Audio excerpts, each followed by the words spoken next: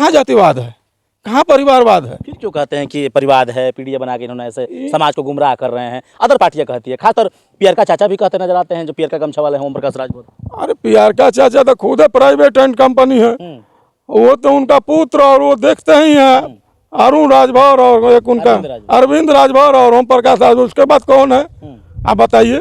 सारे लोग तो पार्टी छोड़ दिए। और समाजवादी पार्टी पर जो लोग जातिवाद का ये परिवारवाद का आरोप लगाते हैं, उनसे मैं पूछना चाहता हूं कि और लोग भी खड़ा करने का काम किए थे, दूसरे दल के लोगों ने भी, लेकिन जनता ने नकार दिया। और नेताजी के परिवार के अगर कोई भी व्यक्ति खड़ा हो जाता है तो उसको जनता जो है हाथों हाथ लेकर के लीजिए। लोकसभा में सबसे ज़्यादा अगर कोई MP हैं तो समाजवादी पार्टी के हैं, कुशवाहा बिरादरी से। अगर राजभर बिरादरी से अगर इस पूर्वांचल में कोई MP है तो रामाशंकर राजभर जी हैं। ठाकुर बिरादरी से भी अगर कोई सांसद है तो चंदौली से वीरेंद्र सिंह जी हैं, उनको भी ठाकुर समाज को भी अखिलेश यादव जी ने जोड़ा। और यहाँ देख रहे हैं सनातन पांडे जी को बलिया में, और सबसे देखिए यहाँ घोसी में, अब रासड़ा में देखिए, रासड़ा में भूमिहार समाज का कितना वोट है, एक भी घर नहीं मिलेगा। लेकिन अखिलेश यादव जी ने यहाँ राजीव राय को दिया, और रासड़ा सहित तमाम घोसी के लोगों ने उनको भारी बहुमत से जिताने का काम किया। नमस्कार, बताते चले कि 2027 की जो सरगर्मियां हैं चुनाव की, वो काफ़ी तेज़ दिखाई दे रही है, हालांकि पूर्वांचल उत्तर प्रदेश में। और ख़ासतौर बात करें तो पूर्वांचल के जनपद बलिया हो, आजमगढ़ हो, देवरिया हो, कुशीनगर हो या गाजीपुर हो, यहाँ पर देखा जाए तो कहीं ना कहीं राजनीतिक की सियासत की जो हलचलें होती है वो तेज़ होती हुई नज़र आ रही है। बगल में आपके बिहार है, बलिया के बाद वहाँ भी 25 में चुनाव होना है और वहाँ भी सरगर्मियाँ बड़ी तेज़ है। लेकिन इस सरगर्मियों में देखा जाए विपक्ष दल के जो नेता हैं, यानी कि PDA के रचयिता ललकी टोपी यानी भैया अखिलेश यादव, समाजवादी पार्टी के बैनर तले बात किया जाए तो कहीं ना कहीं विपक्ष में बहुत ताकत के साथ और गर्मजोशी के साथ बैठे हुए हैं, और सवाल जवाब भी देखा जाए तो दागने में कोई कमी नहीं रखते हैं। हालांकि उन्हीं के बैनर तले एक पुराने नेता हैं, उनके पिताजी के ज़माने से देखा जाए तो स्वर्ग जो कि उनके पिताजी दुनिया में नहीं रहे हैं, उनके ज़माने के बुजुर्ग हैं और कार्यकर्ता भी हैं और सक्रिय रहते हैं हमेशा। और मेरे फ्रेंड में पहली बार नज़र आ रहे होंगे, उनसे मैं बातें करूंगा चुनाव को लेकर, और सारी पहलू पर चर्चा होगी कि समाजवादी पार्टी इन दिनों क्या कुछ करती हुई नज़र आ रही है। तो सबसे पहले चैनल पर आपका स्वागत है। बहुत बहुत धन्यवाद आपको। थोड़ा परिचय हो जाए, लोग भी जानना चाहेंगे। जी, मैं वीरेंद्र यादव, पूर्व जिला कोषाध्यक्ष समाजवादी पार्टी बलिया, और मेरा गांव पचौहा है, और मैं ज्ञान कुंज एकेडमी सांवरा स्कूल के प्रबंधक हूं। और मैं एक ऐसा कार्यकर्ता हूं जो जनपद से लेकर के विधानसभा स्तर तक का मेरे पास पद रहा है, जोन से लेकर के और बूथ तक का मेरे पास पद रहा है। मैं एक अनोखा कार्यकर्ता हूँ इस विधानसभा का। कुछ बातें निकल कर ये भी आ रही थी, हमने पता किया आने के बाद, जानकारी प्राप्त मुझे ऐसी भी हुई मुझे कि आप जो कि अखिलेश यादव के पिताजी से जब पार्टी नहीं बनी थी उससे पहले भी आप सक्रिय रहे हैं चुनाव को लेकर, तो उससे पहले लोग जानना चाहेंगे किस पार्टी दल में आप रहा करते थे जब पार्टी नहीं थी? देखिए, मेरी उम्र तो नहीं थी, लेकिन दलित मजदूर किसान पार्टी बनाए थे चौधरी चरण सिंह जी, स्वर्गीय चौधरी चरण सिंह जी। और हम जो है अपने नाना जी के, हम अपने ननिहाल में रहते थे, और अपने नाना जी से जो है बहुत प्रभावित था।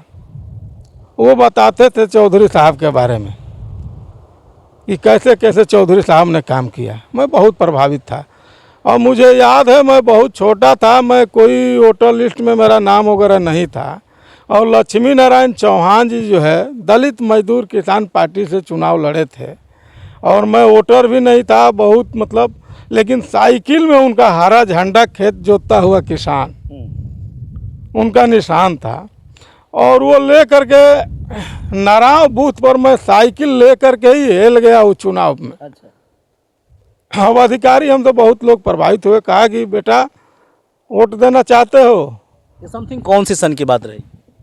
अब सन हमको याद नहीं है, बहुत दिन हो गया, मैं उस समय छोटा था, बहुत छोटे थे समझिए। दलित मजदूर किसान पार्टी से लड़े थे, इतना हमको याद है। तो वो जो हमारा हम अपने ननिहाल में थे, तो हमारे मामा के गांव के लोग अधिकांश लोग जो है राम गोविंद चौधरी जी को वोट कर रहे थे, लेकिन मेरा जो है मामा का परिवार और लोग जो है वो दलित मजदूर किसान पार्टी के सपोर्टर थे और हम बहुत प्रभावित थे। तो वो जो है हम चले गए, उस समय जो है हमको कहीं से पर्ची लोग दिए और हमको जो है वोट, हम पहला वोट जो है लक्ष्मी नारायण चौहान जी को दलित मजदूर किसान पार्टी को दिया। तब से मैं जो है लगातार चौधरी साहब के नीतियों में विश्वास करता था। बाद में जब जनता दल बना तो हम लोग जनता दल में भी रहे। जनता दल के बाद जब से समाजवादी पार्टी का गठन हुआ तब से हम लोग समाजवादी पार्टी के छोटे बड़े पदों पर जो है रह करके काम लगातार आज तक करते रहे। अच्छा, धरती पुत्र कहे जाएं आपके, जो कि कहीं ना कहीं दुनिया में नहीं है, और जब इन्होंने पार्टी बनाया मुलायम सिंह ने, तो उस वक्त समाज को किस तरह सींचा, कैसे अलग जगाया, इस समाज को विचारधारा राजनीतिक में लाना, या फिर जो भी कहीं ना कहीं देखा जाए राजनीतिक में एक इतना बड़ा शख्सियत का नाम रहा और हालांकि बड़ी बड़ी पार्टियां उनको लोहा मानती है, उन्होंने तो ऐसे ऐसे कारनामे कर दिए कि लोग बताते हैं या फिर मीडिया पे भी चलता है, इतिहास रहा है कि हमारे सैनिकों का 100 घर नहीं आता था, उन्होंने वो कायम कर दिया, बेल्ट या टोपी ऐसे कुछ करके आया करते थे। तो स्टार्टिंग पीरियड उनका कैसा रहा और किस तरह समाज को सींचा, कैसे पार्टी बना उस वक्त, कल को आपने देखा होगा? देखिए, नेताजी हमेशा इंसाफ और इंसानियत में विश्वास करने वाले थे जी। इसलिए कभी उन्होंने इंसाफ और इंसानियत के खिलाफ किसी से भी, चाहे कितना भी बड़ा हो, उन्होंने समझौता नहीं किया, चाहे वो कितना भी बड़ा नेता हो। और आपने देखा कि आपसी टकराहट का नतीजा है कि नेताजी ने स्वयं समाजवादी पार्टी का गठन किया और आज समाजवादी पार्टी कहाँ तक है आप देख ही रहे हैं। आज देश की तीसरे नंबर की पार्टी बन गई है। तो ये समाजवादी पार्टी की देन है। और नेताजी हमेशा कहते थे कि हम वो शोषितों की, पिछड़ों की, दलितों के, कमज़ोरों की, महिलाओं की, वो हमेशा जो है बातें करते थे और बातें नहीं करते थे, इनके लिए जमीन पर संघर्ष करते थे। फूलन देवी के साथ अत्याचार हुआ तो कौन खड़ा हुआ हिंदुस्तान का नेता? बताइए, जिस फूलन देवी के साथ इतना अत्याचार हुआ, उनको उल्टे जेल में भी डाला गया, लेकिन फिर भी अगर हिंदुस्तान में किसी नेता खड़ा हुआ फूलन देवी के साथ तो उसका नाम मुलायम सिंह यादव था। आज भी देखिए, नेताजी ने ऐसे ऐसे लोगों को विधायक बनाया, सांसद बनाया, जो कभी भविष्य में नहीं सोचते होंगे, और सब समाज के लोगों को उन्होंने बनाने का काम किया। तब जाकर के जो है पूरा समाज जो है समाजवादी पार्टी से जुड़ा हुआ है। अच्छा, जो विपक्षी दल कहीं ना कहीं देखा जाए तमाम है, हालांकि जो अभी वर्तमान में सरकार चल रही है डबल इंजन की, इनका कहना होता है कि पीडीए उन्होंने बनाया जरूर है, लेकिन इसमें दलित और पिछड़ों का कोई हितैषी नहीं है, कोई इस तरह का सम्मान नहीं है, और कहीं ना कहीं परिवारवादी पार्टी भी समाजवादी को बताते हुए नजर आते हैं। जी, ऐसा है कि अगर समाजवादी पार्टी में आप देख लीजिए और पार्टियों को भी देख लीजिए, कि हम ये पूछना चाहता हूं कि कौन ऐसा समाज है जो समाजवादी पार्टी में नहीं है, जिसका प्रतिनिधित्व तो नहीं मिला है। अगर यहाँ देख लीजिए, पिछले बार समझौता था समाजवादी पार्टी का। हम राजभर भाइयों से कहना चाहता हूं कि 17 सीट राजभर भाइयों के लिए मुलायम अखिलेश यादव जी ने दे दिया, 17 सीट बिल्कुल सही है, दिया ना। इसके बाद आज जनता को विश्वास है कि नेताजी का परिवार अगर नहीं रहेगा तो ये संविधान असुरक्षित हो जाएगा, ये सामंतवादी देश के रहने नहीं देंगे। इसलिए नेताजी के परिवार को जो है, चाहे कोई भी पीड़ित हो, दुखी हो, किसी समाज का हो, वो पसंद करता है उस परिवार को। तभी तो वो परिवार लाखों लाख, हजारों हजार वोट से चुनाव जीतता है इस लोकतंत्र में। 27 से क्या तैयारी चल रही है? 27 में क्या लग रहा है कि अखिलेश यादव सीएम बन पाएंगे या नहीं? बिल्कुल सीएम बनेंगे, इसमें कोई शंका नहीं है। अब सर्व समाज जान चुका है, भारतीय जनता पार्टी से आजीज हो चुका है कि ये लोग केवल झूठ बोलने वाले हैं, झूठ के अलावा कुछ नहीं दिया। आप पढ़े लिखे नौजवानों से पूछिए, नौकरी के नाम पर जीरो, क्या मिला है नौजवानों को? अब उनकी उम्र धीरे धीरे खत्म हो रही है,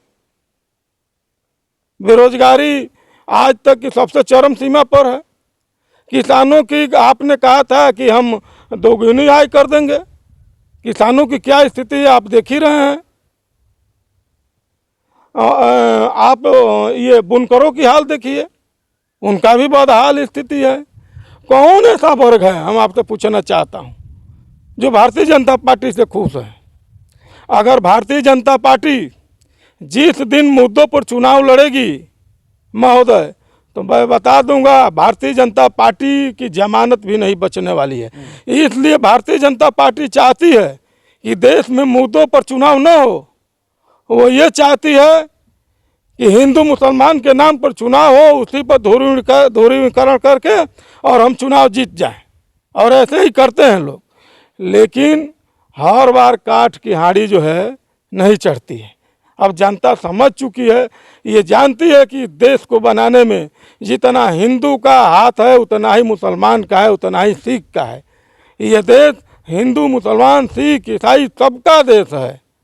लोकतंत्र है, सबको बोलने की आज़ादी है, सबको सर उठा के जीने का। जी जी, लोकतंत्र है, सबको बोलने का अधिकार है। और ऐसा नहीं है कि ये लोकतंत्र में अधिकार आपको ऐसे मिल गया। ये बाबा साहब ने काफ़ी संघर्ष करके और एक वोट का अधिकार आपको देने का काम किया। पीआरका चाचा का एक बयान मैंने देखा टेलीविजन के माध्यम से, सोशल मीडिया का ज़माना है, कि अखिलेश यादव 8% वाले हैं प्रदेश में, और बात किया जाए 18% मुस्लिम समाज को लेकर चलते हैं, और पीडीए भी उन्होंने बना रखा है। लेकिन उनकी सत्ता रही है, हो सकता फिर आए, लेकिन किसी मुस्लिम को मिनिस्टर या डिप्टी सीएम या उप मुख्यमंत्री बनाने का वो काम नहीं करते हैं। ऐसा क्यों?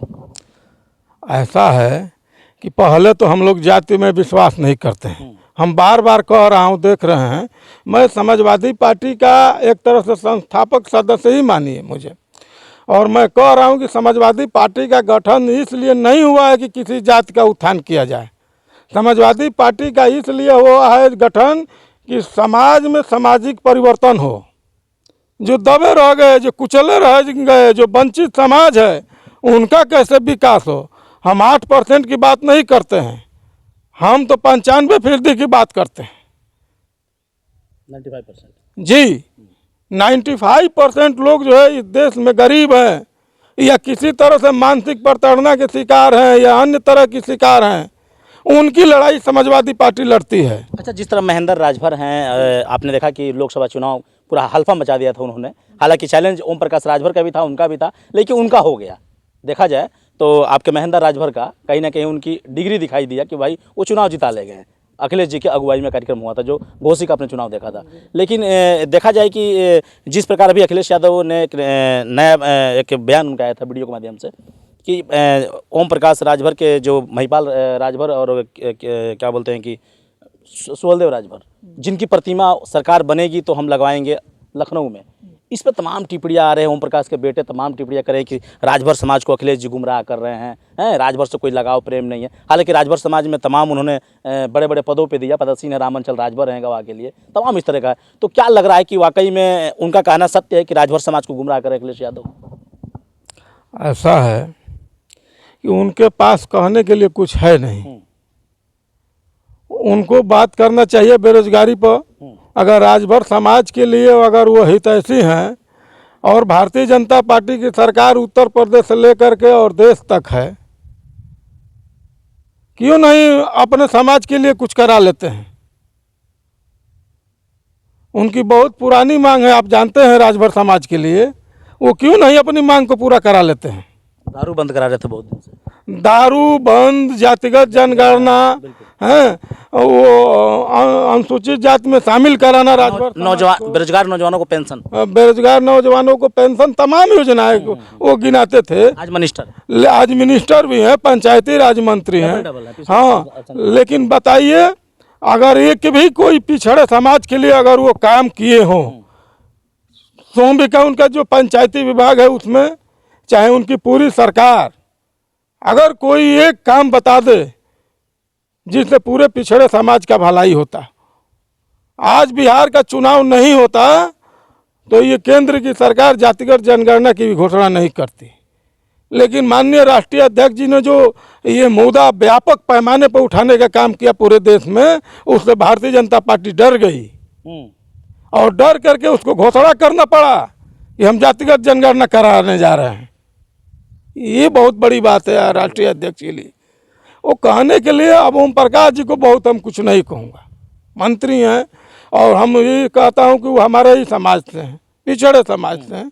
लेकिन सवाल ये है कि वही क्या कहते थे जब हमारे साथ थे। तो कहते थे कि जो भारतीय जनता पार्टी में पिछड़े वर्ग के नेता हैं उसको क्या बोलते थे, वो लोडर बोलते थे। लीडर नहीं है, लोडर है। आप खुद वही ढोने का काम कर रहे हैं, लोडिंग करने का काम वही ना कर रहे हैं आप। उन्होंने तो पानी पी के मोदी और योगी को बहुत कुछ कहा था, लेकिन फिर भी उनके साथ में खड़े हो गए। तो इनका कोई मतलब नहीं है। ये ऐसी पार्टियां हैं जो कहीं भी स्टेपनी की तरफ हिट हो जाएंगी। स्टेपनी की तरह, ये स्टेपनी के अलावा कुछ नहीं है, समझिए। ये जहां इनको कसना है आप फिट हो जाएंगे। बस यही इनके बारे में, इनका यही चाल चरित्र है। अब इनके बारे में बहुत कोई टिप्पणी करना उचित नहीं है। चलिए, एक अंतिम सवाल होगा। जिस तरह आप लोगों ने देखा कि पूरा दुनिया ने देखा, 358 उत्तर प्रदेश का बड़ी हॉट सीट मानी जाती है रसड़ा की, जो कि वर्तमान में देखा जाए तो बीएसपी विधायक हैं, जो कि एकमात्र इकलौते बीएसपी के विधायक हैं। लेकिन आपके पार्टी से महेंद्र चौहान करके, वही पियर का चाचा पार्टी की गठबंधन थी और आपके पार्टी से तालमेल था। हालांकि बड़ा कर्कश लड़ाई हुई और शायद जो वर्तमान विधायक उनको चना भी चबवा दिया आप लोगों ने। तो क्या लग रहा है कि इस बार कौन ऐसा दमदार प्रत्याशी आएगा कि उमाशंकर सिंह के साथ उस तरह का लड़ाई देखी जाएगी, या फिर क्या हो सकता है रसड़ा विधानसभा को लेकर?